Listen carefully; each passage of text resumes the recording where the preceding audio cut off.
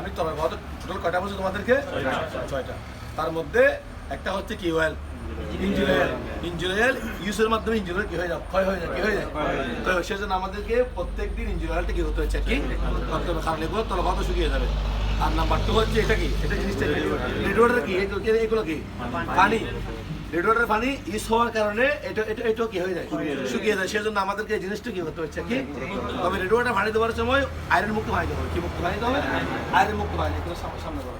তারপর 3 নম্বর হচ্ছে মনে করো ব্যাটারি পানি। কি পানি? ব্যাটারি পানিগুলো চাষ হওয়ার সময় ব্যাটারি পানিগুলো কি হয়ে যায়, শুকিয়ে যায়, কি হয়ে যায়।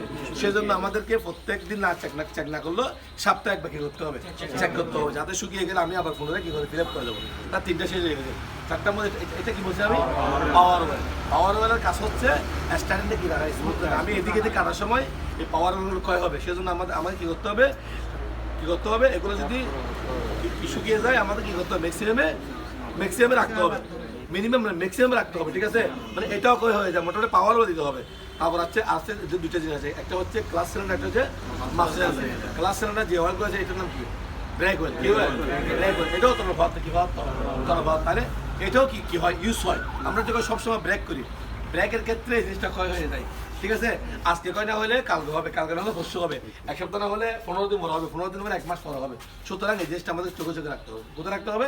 চোখে রাখতে হবে। শুকিয়ে গেলে আমাদের দিতে হবে, কারণ এই জিনিস না থাকলে আমাদের ব্রেক ফেল হবে।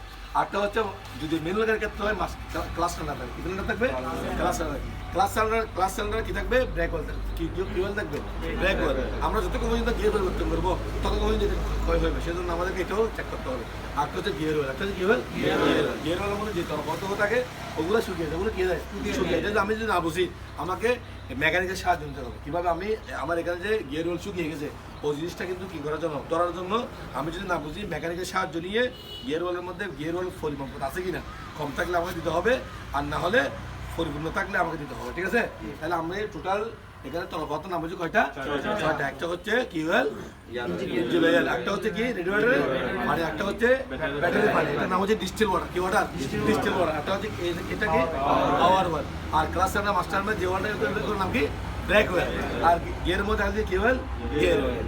সব